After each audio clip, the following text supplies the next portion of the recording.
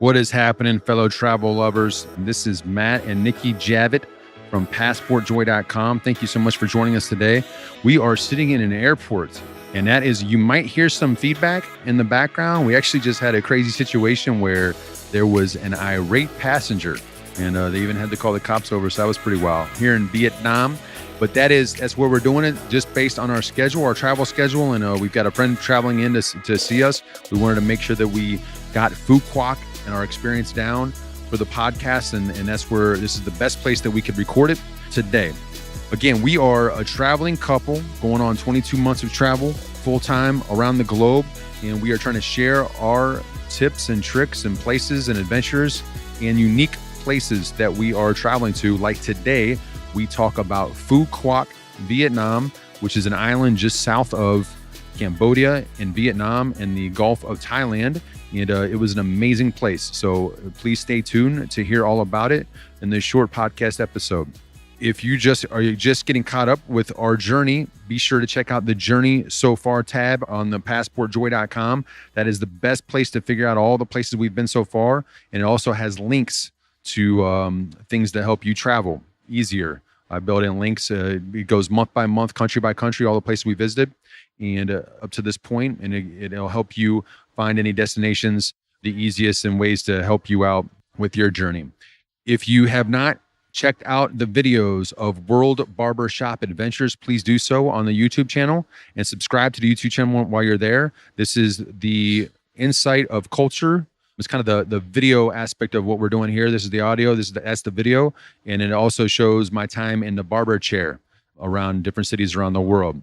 If you can, please subscribe, rate, and review the podcast when you can with whatever tool that you use. It's the best way to help Nikki and I get in front of new travel listeners around the world. And in case you break away before we recap on them, please sign up for the newsletter at PassportJoy.com. That's where we send out weekly highlights every Thursday of everything we're doing on our journey, things that we see in the travel industry, and just sharing things with you along the way, either things coming up, things we're experiencing, and just life in general from the road. All right, I'm going to wrap up because it's kind of loud here in this airport, and let's get into this episode on Phu Quoc.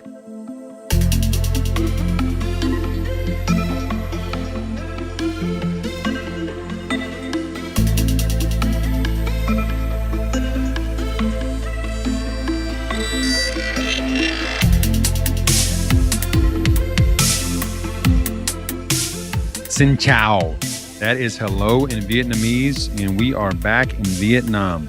We are going to talk about Phu Quoc, Vietnam. It's an island that is just off the south of Cambodia and the Gulf of Thailand. It's kind of in between Cambodia. It's more towards Cambodia than Vietnam, but it's that south area there. And it's a place that we've heard about on our adventure here for probably the last 5 or 6 months, with different travelers talking about it and just different announcements that we see come across our radar and opportunities to go there. So we built it into our travels, and it was a place that we were excited to go to. We love island time. We love getting in the beach and seeing new beach areas and opportunities. And with it being Vietnam, we knew that we were going to love the food, love the scooter lifestyle. The people are amazing. And it was a different opportunity for us. So after we had spent 8 days in Cambodia, we had built in 8 days in Phu Quoc. We did have that one day get messed up with the travel from Siem Reap to Ho Chi Minh. So that cost us a day on our journey, but we ended up getting about a week there. And we had 2 different types of stays while we were in Phu Quoc. We had an Airbnb that was closer to the main town of Duong Dong. And then we did a resort, 2 days in the resort, where we had won this free stay at the Radisson Blu, which is on the north end of the resort. And we had a chance to stay there because we had won the nights at the ITB Asia convention that we were at, the travel convention that we went to in October. We won 2 nights stayed at the Radisson Blu, which was cool. So that was totally different, very different from the things that we do on our journey as per normal. So we'll get into both of those. But we've started near the Duong Dong, and we weren't in the central area, but we were outside. I guess we were on the south end of part of the strip, if you will. And we stayed in an Airbnb, amazing Airbnb. I'll have the show notes, or I'll put the link in the show notes to this place because we highly recommend it based on their service and just how nice they were, accommodating, the communication and everything they did to make sure that we had a great stay. And we were off on this little like this one-way street where several little small resorty type places back there. And again, just take a step back. The whole Phu Quoc is growing like crazy. So there's a lot of places that are just now popping up and new places. They're trying to figure out how to accommodate travelers because it's not something that they're used to on this island, because it's kind of like a fisherman island. And now it's more of a resorty type place because the opportunities are there and it's growing like crazy. Yeah, so Phu Quoc is a place that is growing and trying to understand hospitality better. And there's a lot of really nice hotels that are popping in, like the JW's there, the Radisson Blu that we stayed at, Intercontinental. There's a lot of different places you can stay at that are very high end. But that's, Nikki and I, we like to do Airbnbs. It gets us closer to the people, gets closer to the culture. And that's what we enjoyed the first few days. And then we actually wrapped up our trip there as well, but built in the Radisson Blu in the 2 days in between. So where our place was is we were about a 7-minute walk from the beach, maybe. We had to cross this major road, and it took us directly to the beach. And it was a gorgeous white beach and a chance to lay out, hang out. And it was a very long beach that you could just walk up and down with all kinds of different food options and just laying out. And it's really the back ends of a lot of the different resorts that were right on the beach, hugging the water. And it was the gorgeous types of water that you love to get into. Yeah, so our Airbnb that I found was super cute. Airbnb itself was just like pretty basic. It was a bedroom. You had your own bathroom. The bathroom was fairly large. And then the accommodation was really nice. It came with some perks. You could do your laundry there. And then they rented scooters. The scooter rental was about $7 a day. And I managed to do a deal with them since we were going to do a couple days in a row. So I ended up doing a deal where it came out to be about like $4 a day, which is awesome, because when you're renting scooters on an island in Vietnam, it typically ends up being a little bit more as opposed to the mainland. But yeah, so we did that. And then they had breakfast. We're not really breakfast people, so we didn't really take full advantage of that. But yeah, so the beach itself was just phenomenal. Like Matt said, the beach was just white, sandy beach. And they had cute little beach bars. It was all decorated for Christmas, little Christmas trees and garland all around. And also, in addition to that, there was tons of starfish inside the water. And a lot of people were like taking them out and like holding them up for pictures and stuff. We didn't really do that, but little tiny fish. You could go snorkeling. The water was crystal clear and it was lukewarm, like it felt like bath water. So really nice, super, super salty. So like if you just laid down, you just floated. And there was a lot of water sporting activities that you could do. So jet skiing, you could ride a jet ski. There was stand-up paddleboarding, kayaking, etc. So you could just rent any of those sporting activities along the way. And then, of course, like we just love sunbathing. So we just did that basically all day long. And then if you got hungry or thirsty, there was just a plethora of options where you could go and get something like a quick bite to eat or drink as you laid out. But yeah, so we did that. And then, like Matt said, we would take the scooter or motorbike, whatever you want to call it, into town. And there was just night markets that you could go to and a ton of local food options to eat at and just check out the town. So that was really fun. Yeah, we always love scooting around the town and checking out new things. And we had an opportunity just by kind of getting lost. We were trying to go up the coastline and we ended up just trying to get lost one day. Not necessarily getting lost, but we wanted to go see the coastline. But we just ended up in these more neighborhoody areas. And then I wanted to snag a coffee. So we just stopped at this little, you call it a convenience store, but it's essentially people's homes that also have space where they sell convenience store type goods. Like they'll have bottled water, chips. They made me Vietnamese coffee. Nikki grabbed an iced tea. They have anything the basics that you could snag real quick. But what was interesting was we ended up talking to the girl that lived there. Her name is Van, and she's probably in her early 20s, maybe late teens. Oh, late 20s. Nikki's saying late 20s. But yeah, she was real pleasant. But she told us the way of the living, the kind of the traditional living there. And her sense was there were 8 people in her home, 2-bedroom, 1 bathroom, and it was 3 generations. So it was her and her 3 sisters, because there was 4 girls total, a mom and dad, a brother-in-law, and the newborn baby. And they all shared this place. And what was crazy about it was she had an amazing attitude about that style of living, but also the fact that they rented out two gorgeous rooms on the water that were both king size bed, both had showers. And in our case, we met this two German dudes that were in one place that were really cool. We had a chance to hang out with them during the sunset and drink a couple of beers and just talk to them about their travels and talk to us about ours. And then there was a French couple next to them, but it was neat to be able to see the fact that how unselfish they were, how they treated their business, and the idea that they had everything in the front end as far as living goes. And then they had these two amazing places in the back that they did not use as a home. They used them as income. So that was neat, and be able to see that and hang out with them. And then also to be able to just drive around the city a little bit and check things out. Phu Quoc was amazing. That part of town was really nice. And there was also, we didn't mention it, but half the island is like a foresty national park, if you will, because there's chances to hike and see different parts of the island, and then also get kind of that jungle feel as well. And then you can also get out in the water and do some deep sea fishing if you wanted to. They have yacht rentals for the day with some locals, and you can do that. So if that's what you want to do, we really liked Phu Quoc and that part of it, that kind of the authentic feel of it. And then we cashed in our 2 free days at the Radisson Blu, and we went up there on the north end, and it's gorgeous. It's huge. It's a resort. They've got like a water theme for the kids if you wanted to do something like that. A water park. They've got the amazing huge pool that you can lay out in. They got an unbelievable beach side with great beds to lay out underneath these cabanas, and then you can snorkel out there. They've got their own little island you can go out to and snorkel around that. So just a lot of options of different things you can do. But for us, it wasn't busy because the big draw for this hotel is going to be their casino. And there's no casinos in Vietnam that Vietnamese people can go to.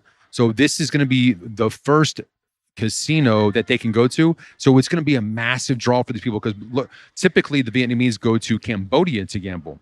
And also the Chinese come down and will also go to these Vietnamese casinos. So this is going to be a really big deal for them and a major draw.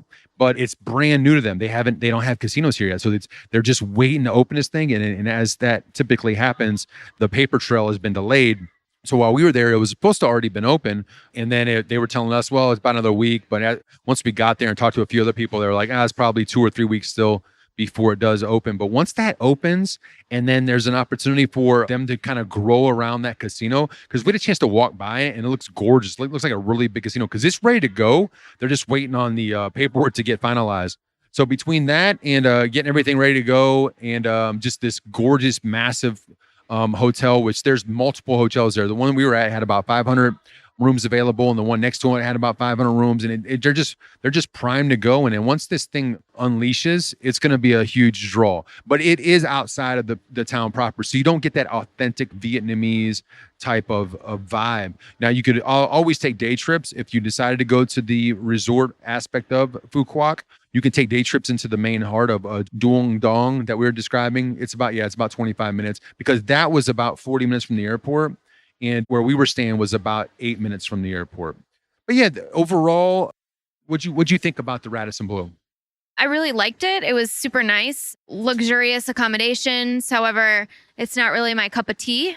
I prefer to stay in town and have access to things. I kind of felt landlocked. I really, there was one restaurant.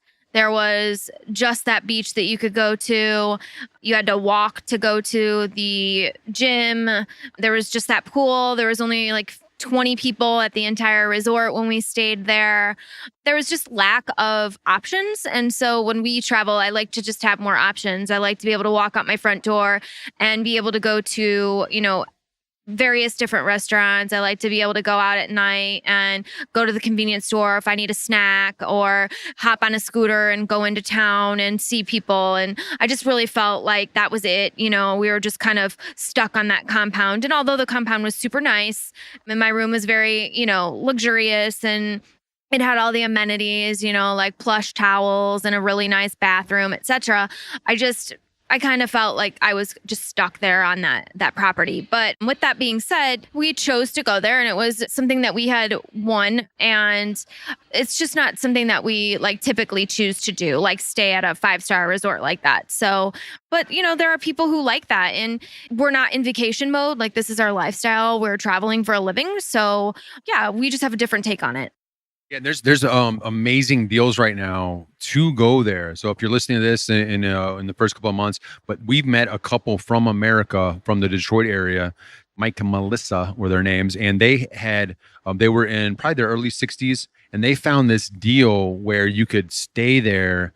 They got it through Australia, I believe, but you could stay there for like 5 nights for like $600, and it came with 3 drinks a day per person, all 3 meals included, and the suite accommodations that we had. So it was an amazing deal. Once they told us that, we were like, okay, we get why you were here. And we had met a few people. We were just on a flight with somebody that their family did the exact same thing as well. So those types of deals, absolutely, because there's just not many options right now. But once the casino opens up and it's lively, and they've probably got a nightclub and they've got all these different things going on, it's gonna be probably a really great place to stay. And because we saw this really cool like a microbrewery inside there. They've got like a little mall, so that'll be jamming and fun. So but like Nikki said, it's just different than what we're used to recently. We just don't really do that type of, we haven't been doing that type of resort type of living. So it was just different for us. And the fact that there was really nobody there made it difficult to have a ton of fun. But it was a fun 2 days because we got to really chill out and take in the sun and enjoy it. But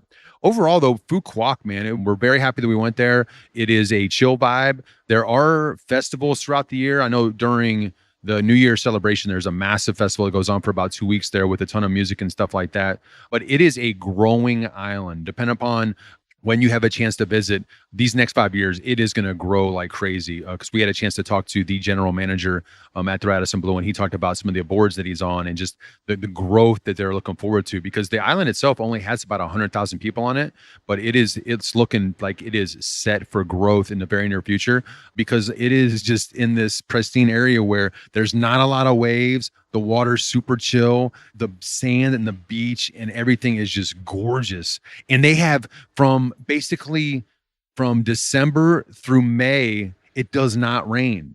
It doesn't rain at all. So you're gonna go there knowing that you're getting gorgeous weather every single day, working on your tan, you're relaxed, and they've got all the spa facilities you'd want, from massages, workout, sauna, steam room, things like that. Any of those resorts you go to, they're gonna have all the top-notch spa treatment, because they're targeting probably a lot of Southeast Asia, probably like Singapore, Hong Kong, Chinese, Japanese travelers, but also the Westerners were there as well, because we saw, and Australians.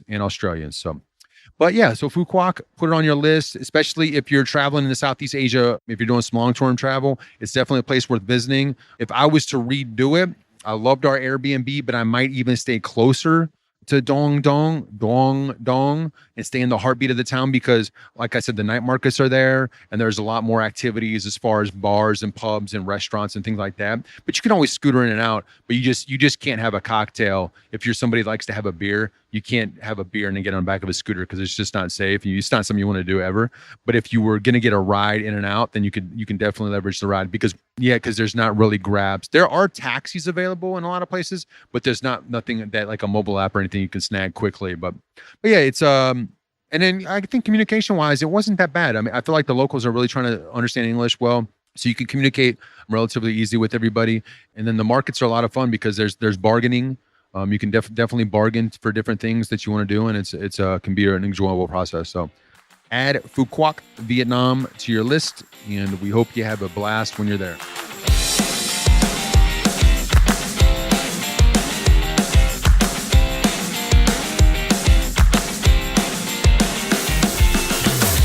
We talk about it often, but we absolutely love Airbnb and the opportunities it's given us around the world to have unique stays, stay with amazing hosts, and get the inside scoop on local activities.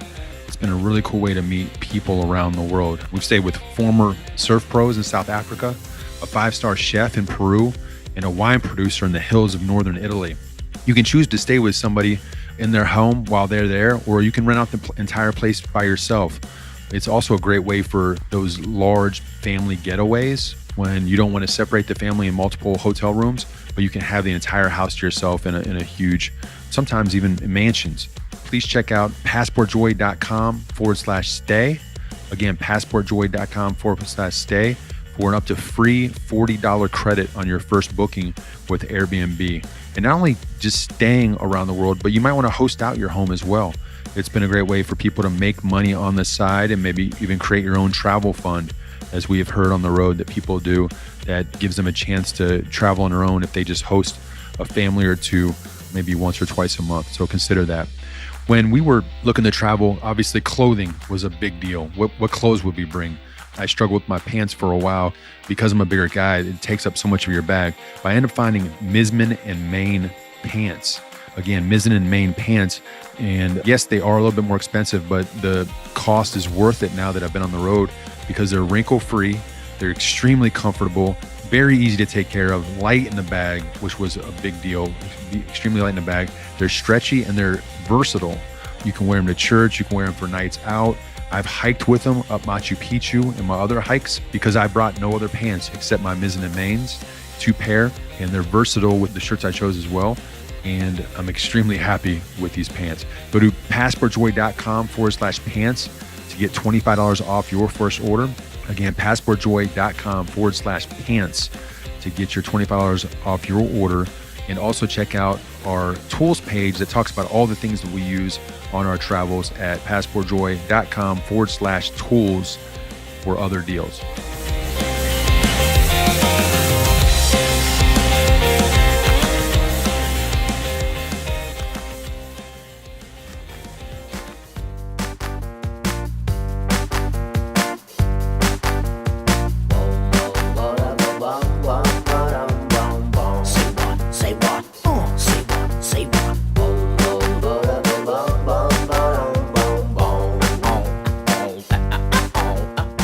And that is it for this episode. Thanks again for listening. We really appreciate it. Please be sure to subscribe, rate, and review the podcast. It helps us get in front of new traveler listeners that might not be aware of our story.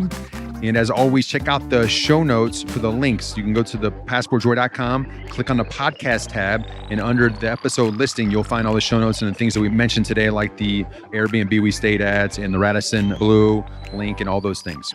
And while you're there, sign up for the newsletter that comes out every Thursday. And this gives you updates on our blog posts, our travel tips and tools. And also on the website, you can look at find all of our social media links. And if you have not already, check out World Barbershop Adventures on YouTube. Subscribe to the YouTube channel. And that way you get all the updated videos. Because we also share videos from the road. Like we have a scooter video from Phu Quoc as we're riding through town. It's very interesting. It's about a 15-minute video of Nikki's just on the back of the scooter while I'm driving the scooter. And we just give you an insight on what the town looks like from the back of the scooter. So people love stuff like that. That's another reason to look at the YouTube channel and subscribe, because you get videos like that while we're traveling the world. All right, we will be back next week for a new episode. Until then, have safe travels wherever you might be heading to next.